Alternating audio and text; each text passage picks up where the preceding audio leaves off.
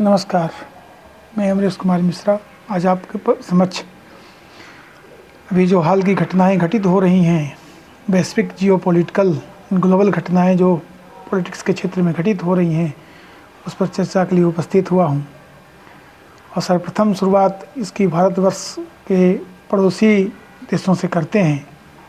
और शुरुआत करने के पूर्व एक महाकवि दिनकर की पंक्ति से शुरू करते हैं। अब चर्चा समसामयिक है, पॉलिटिक्स की है, जियोपॉलिटिक्स की है, परंतु उसकी साहित्य की उन पंक्तियों से उसकी शुरुआत करता हूँ। वो हैं, पापी कौन मनुष्य उसका न्याय चुराने वाला, या कि न्याय खोजते विघ्न का शीश उड़ाने वाला। शांति नहीं तब तक सुखभाग्य नर का सम हो, नहीं किसी को बहुत अधिक हो, नहीं किसी को कम हो। ऐसी शांति राज्य करती तन पर नहीं हृदय पर, नर के ऊंचे विश्वासों पर श्रद्धा भक्ति पढ़ने पर। तो आप ये देख रहे हैं कि जो व्यवस्थाएं वर्तमान विश्व में चल रही हैं, व्यवस्था में लोकतंत्र की प्रवृत्ति या लोकतंत्र ही सर्वमान्य रूप में उपस्थित हुआ है। और gone are the days of monarchical systems के दिन समाप्त तत्काल दिख रहे हैं। और अभी जो ये पीरियड है वो लोकतंत्र का है, डेमोक्रेसी, जिसमें जनता का शासन कहा गया है। परंतु इस पर बहुत सारे वाद और विवाद हैं कि जो शासन तंत्र विभिन्न देशों में चल रहे हैं वो कितने हद तक जनता के शासन हैं, और जनता का शासन कैसा होता है, जनता के शासन में क्या बुराइयां हैं, क्या विशुद्ध रूप से जनता का शासन स्टेट हित में उचित होगा, उसके लिए कैसी जनता चाहिए, शासन क्या है, तंत्र क्या है। तो इस एपिसोड की शुरुआत करता हूं जिसमें जियोपॉलिटिक्स पर मैं लगातार आपसे चर्चा करूंगा। तो उस क्रम में आज का जो मुख्य बिंदु है वो भारत के पड़ोसी देश, खासकर बांग्लादेश और नेपाल में जो घटनाएं घटित हो रही हैं उस पर स्थूल रूप से प्रकाश डालना चाहता हूं। देखिए, स्थिति यह है कि बांग्लादेश कभी भारतवर्ष का ही एक अभिन्न अंग हुआ करता था, और 1947 में जब भारत पाकिस्तान का विभाजन हुआ तो पूर्वी पाकिस्तान के रूप में बांग्लादेश का अस्तित्व सामने आया, और वह पाकिस्तान पूर्वी पाकिस्तान के रूप में वो प्रसिद्ध हुआ, जो भारत का पूर्वी इलाका है।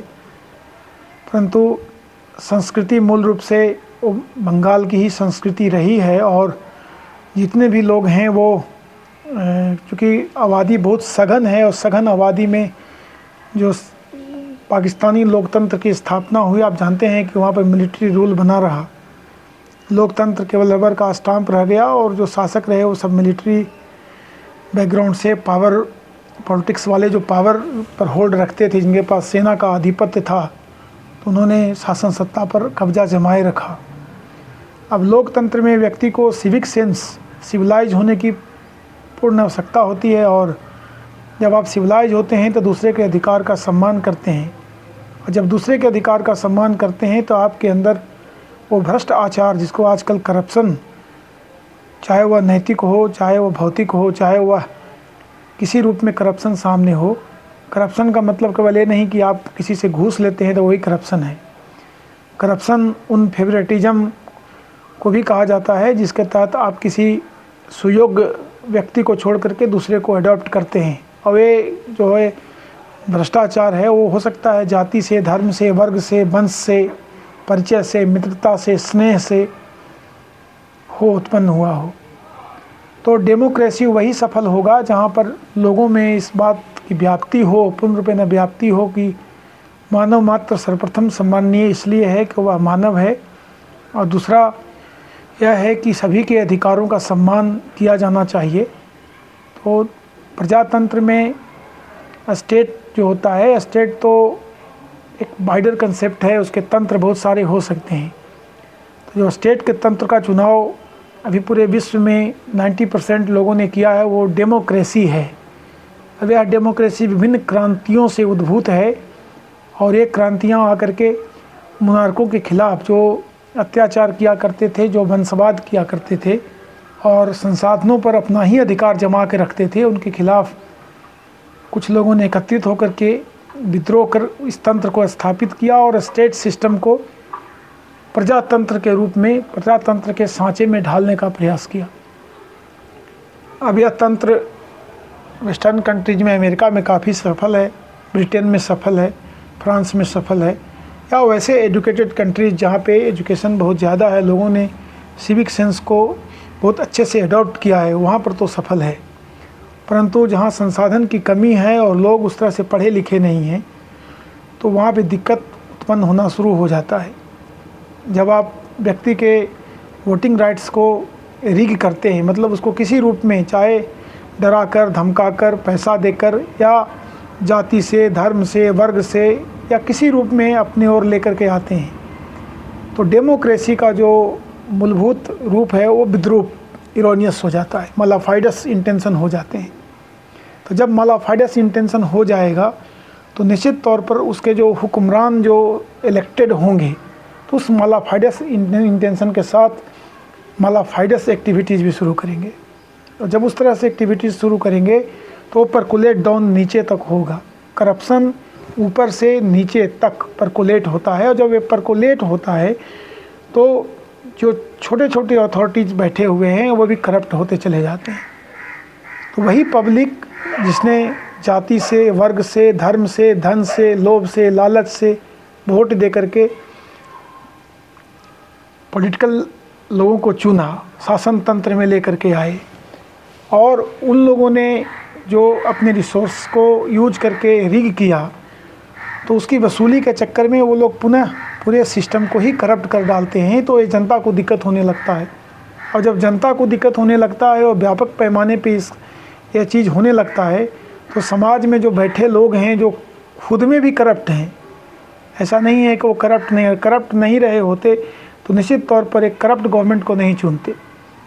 तो जब पैसा लेकर के वोट दिया, धर्म आधारित वोट दिया, जाति आधारित वोट दिया, परिचय आधारित वोट दिया, अच्छे व्यक्ति का सम्मान नहीं किया, तो अब उनके खिलाफ वो लोग खुद उठ खड़े होते हैं। जब उठ खड़े होते हैं तो छोटे देशों में, खास करके नेपाल और बांग्लादेश सदृश देशों में, वो क्रांति का रूप में सामने आता है, सरकार को हटा दिया जाता है। आप देखे होंगे कि भीड़ राष्ट्रपति भवन में घुस गई, बांग्लादेश में भी तख्ता पलट हो गया, या अन्य छोटे छोटे देशों में, आए दिन अफ्रीका में सुनने को आता है कि वहाँ फलां को मार दिया गया, सत्ता पर कब्जा कर लिया गया, और पुनः ढाक का तीन पात हो जाता है, क्योंकि पूरा समाज ही उस करप्शन के चादर में लिपटा हुआ होता है। जब तक उनमें इस रोग का सुधार नहीं होगा, आप किसी अपने में से किसी लोगों को भी बनाएंगे तो वह वैसा ही होगा जैसा पूर्ववर्ती था। अब आप ये निरंतर सिलसिला साइक्लिक फॉर्म में चलता रहेगा। नतीजा ये निकलेगा कि गरीबी बढ़ती चली जाएगी, हिंसा बढ़ता चला जाएगा, और state Naini state, fragile state के रूप में सामने आएगा, और लोग जो होंगे मोरालिटी से विहीन होंगे। अब प्रश्न ये करेंगे कि इसका इलाज क्या है।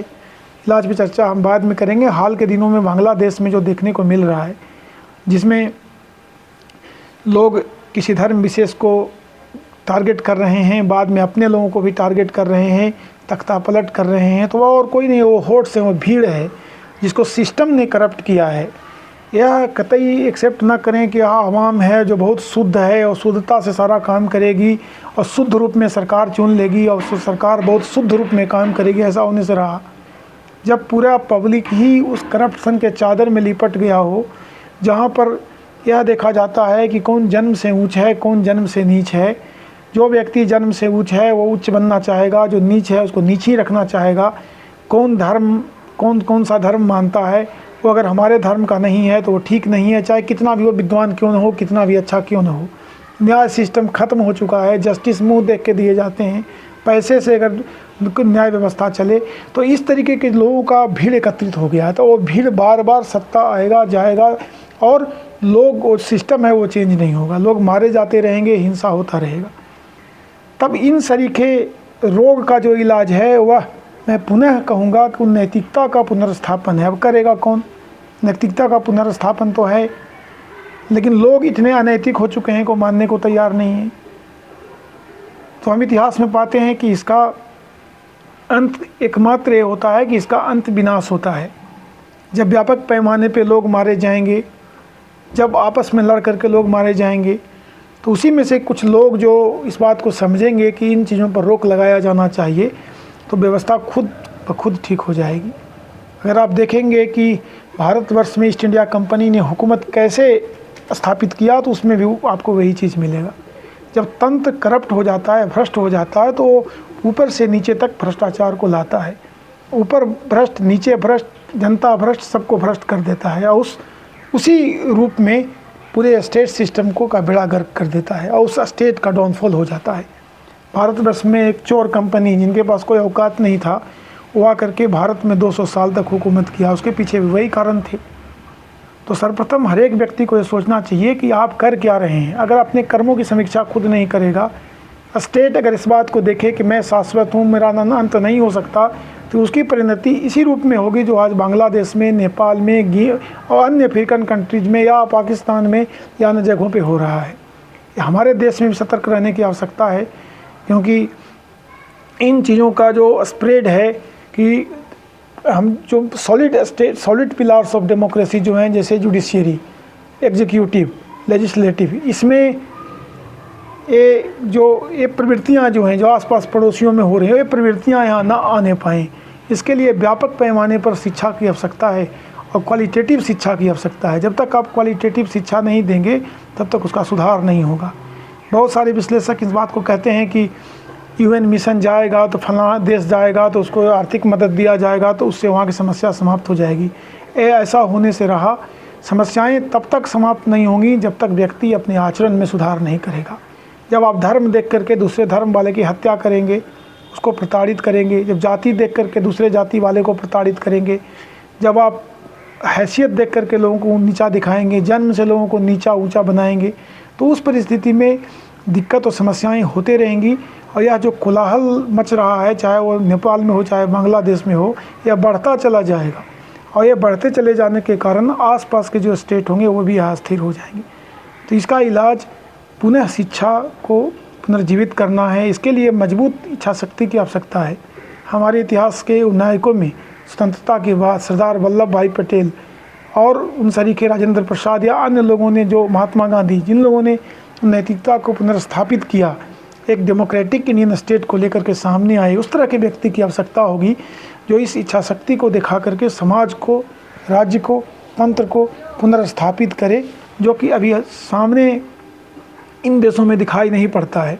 आप अगर देखेंगे तो विदेशी शक्तियां तो फ़ायदा उठाएंगी ही, उनको अपना इंटरेस्ट होगा, आपके यहाँ अरेस्ट कर करके वो अपना कार्य करेंगी। वो सदैव रहती हैं, विदेशी शक्तियाँ सदैव एक्टिव रहती हैं। अगर आप अंदर से सुदृढ़ हैं, अंदर से ठीक हैं, अगर आपके अंदर उन चीज़ों को कंट्रोल करने की क्षमता है, इनर सिस्टम ठीक है, तो बाहर का आदमी कोई कुछ आपको नहीं कर सकता है।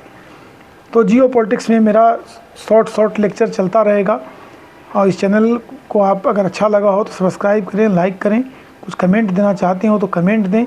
मैं इस चर्चा को आगे बढ़ाऊंगा जो भारत के आस पड़ोस में घटनाएं हो रही हैं या जियो पॉलिटिकल रूप से संपूर्ण विश्व में जो घटनाएं हो रही हैं उस पर मैं प्रकाश डालता रहूँगा। तब तक के लिए मुझे इजाज़त दीजिए। नमस्कार।